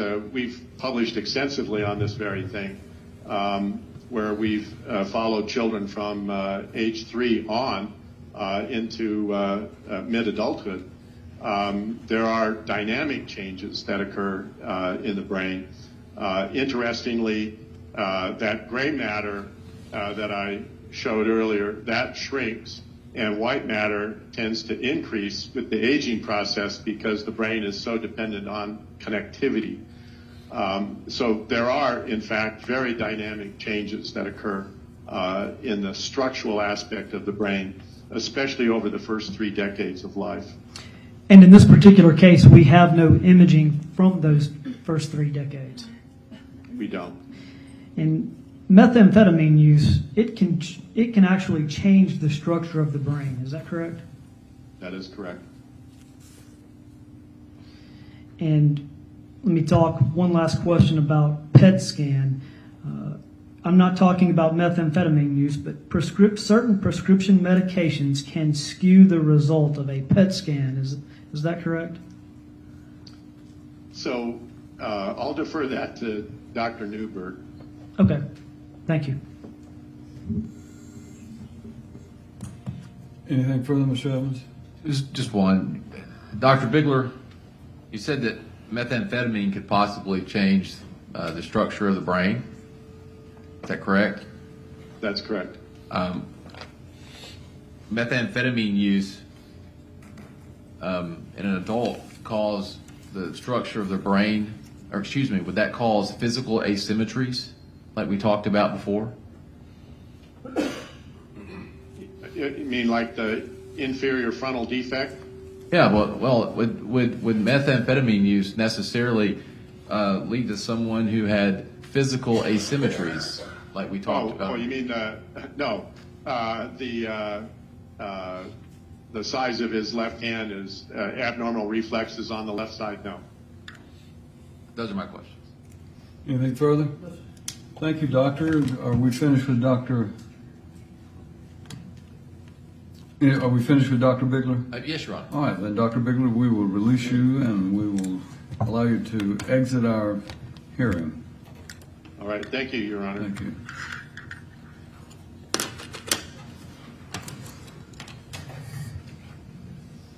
All right. Ladies and gentlemen, we are almost at the noon hour. We're about 22. You have a short witness before lunch? No, Your Honor. All right. I believe there was one matter that, was there something that we were going to discuss over the lunch break, if I recall correctly? All right. Ladies and gentlemen, we're going to go ahead and start taking a little bit of an early lunch. We'll still shoot to come back at 1 o'clock, but there are some matters I've got to take up during the lunch hour. So if you'll go ahead and exit with our bailiff, then we'll have you come back in at hopefully at 1 o'clock.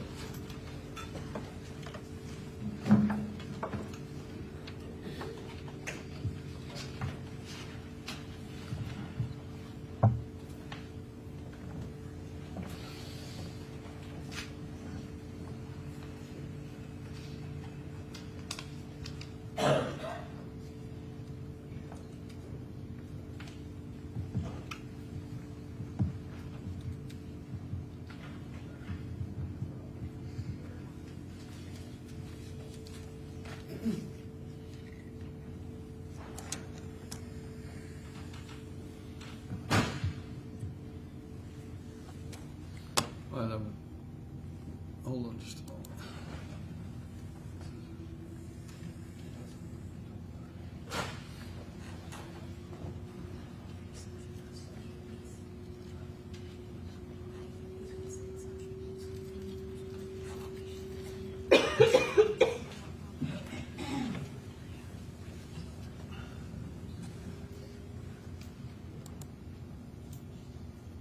I believe in our pre-trial conference, we had discussed the fact that the state, or that the defense has a witness that's going to have some social history.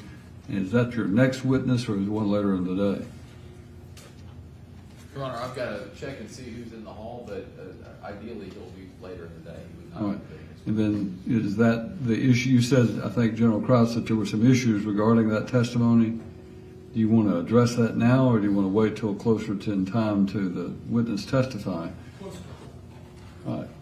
Well, under those circumstances, then we'll just go ahead and take our lunch recess. We will stand in recess. Before that witness, so that we're clear on the process. When that witness is called, Mr. Evans, would you please identify that individual as being the one that we may need a jury out hearing? Then if at that point in time, I'd like to address those issues before the jury hears anything from that witness. Yes, Your Honor. And there's a PowerPoint, so what we're going to do over the lunch is identify specific slides that we're objecting to, that way we're not. That's fine. If there's a PowerPoint presentation, you can use this lunch hour to try to identify those things that you have an objection to, and then we'll go from there. All right, then we will stand in recess until 1 o'clock. Recording stopped.